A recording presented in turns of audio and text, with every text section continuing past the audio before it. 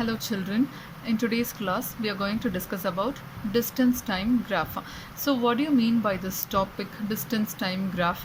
So distance, which is nothing but how far a vehicle has traveled within the stipulated time, will be represented in a graphical form. Yes, which is nothing but the motion of an object which has traveled within the stipulated time will be represented in a pictorial form called distance time graph. That's why this topic has been introduced. Got it? So let us get into the topic and understand what this topic means. So you might have seen that in newspapers, magazines, they present information in various forms of graphs to make it more interesting. Have you ever noticed that? Even you can take an example of cricket related details and all those things. They will represent in the graphical form how much runs the cricketer has scored. So if you look at the graphical format, you will find it more interesting when they take a statistics of various cricket players instead of looking in a tabular form. So if you look in the tabular form of when everything has been displayed as numbers, you will find it quite difficult to understand what they are trying to say exactly. But if they represent in the graphical form, like the picture which I have given here, this bar graph, you will find it more interesting who has scored high and who has scored less. Got it? That's why this distance time graph has been introduced. And see here in this table, odometer reading at different times of the journey which has been given in this table. For example, if you're going on a picnic from your school and you're sitting just at the back of the driver's seat, what will you do? In case if you were so keen to find out the different times of the journey to reach the destination, you will just take your note and you will start to record the timing and the odometer reading and even the distance from the starting point till the ending point of the destination. So in case of the timing is around some 8 a.m., your journey is about to start. The odometer reading which has been given has 36,540 kilometer initially, and the distance from the starting point before the vehicle starts, it is 0 kilometer. That you have to make a note of it here.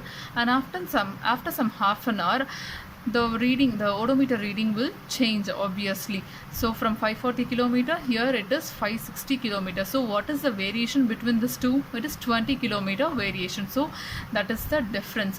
So based on this odometer reading, you will calculate the distance from the starting point. So from 0 kilometer, we have crossed 20 kilometer within some half an hour. And after some half an hour at 9 a.m., we have crossed around 40 kilometers. Similarly, 60 kilometer, then 80 kilometer.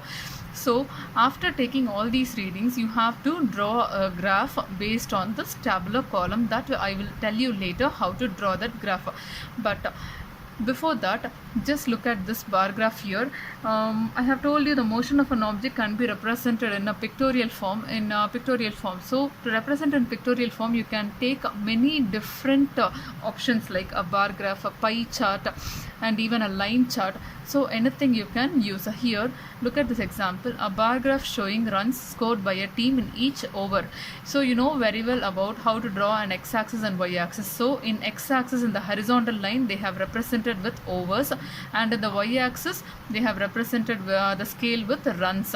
So in each over, how many runs a player has scored has been represented. See, in the first over, only 1 run has been scored by the player. In the second over, totally 5 runs has been scored by the player. And in which over the player has scored more runs? Obviously in the fourth over, which is the cricketer has scored around some 10 runs. So based on the graph, you are finding it very easy to understand, right? That's why we make use of the pictorial form. I hope you understood now. So look at this next picture. A pie chart showing composition of air. So in the air we breathe, we have many different gases present. For example, oxygen, carbon dioxide, nitrogen. So many other gases are present in the air. So if you look at this pie chart, the oxygen level is very less when compared to the nitrogen and even the other gases. Now you understood. Similarly, look at this other graph, which is the other form of a graph, which is line graph, which is showing change in the weight of a man with age. So change in the weight of a man with age, for example, age in years has been given in x-axis and weight in kilogram has been given in y-axis. So see here, at the age of 2, the child weight will be around some 10, and at the age of 4 it differs, at the age of 6 around some 20 kg, at the age of 8, so the weight keeps increasing as our age increases. At the age of 22 the person will be around some 60 or 70 kg of weight. So now you understood. So by looking at the pictorial representation, you will find it very easy to understand instead of looking at the tabular column. Got it? Now let us learn how to make such a graph. Just take a sheet of graph paper and just draw two lines perpendicular to each other. See the lines which you have to draw it in the center, an x-axis line and a y-axis line. So mark the horizontal line XO X dash, and this is known as the x-axis, and YO Y dash is called the y-axis. So similarly, what you have to do after drawing all these things, from the origin till this x will be represented as the positive axis of positive values on the x-axis along OX. Similarly, the positive values on the y-axis will be marked from OY. Got it? Similarly, the negative values of y-axis will be marked from OY dash, and the negative values of x-axis will be marked from OX dash. Got it? This is how you have to draw a graph. And after drawing the x and y-axis on the graph paper, you will start to measure the reading. You will start to measure the scales. Like see here, this odometer reading which we have discussed earlier.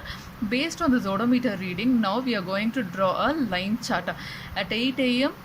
we were around some 0 kilometer. So the vehicle is at the starting point 0 kilometer, and at 8:30 a.m. we have reached around some 20 kilometers. So see here, at 8:30 a.m. you have to mark straight away to 20 kilometers. Just place a dot straight away to 20. And at 9 a.m. we have reached around 40 kilometers, and 9:30 60 kilometers, then 10 o'clock 80 kilometers. So after marking all the dots, you have to make use of a ruler and draw a straight line just connecting all the dots. So now what you understood, you have drawn a straight line with the help of the dots, which are with the help of the reading which you have took. So what do you understand by this line chart, which is a motion of objects can be represented in the pictorial form by their distance time graphs as well.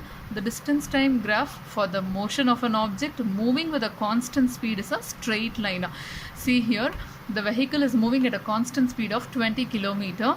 So we have drawn a straight line with the help of this distance time graph.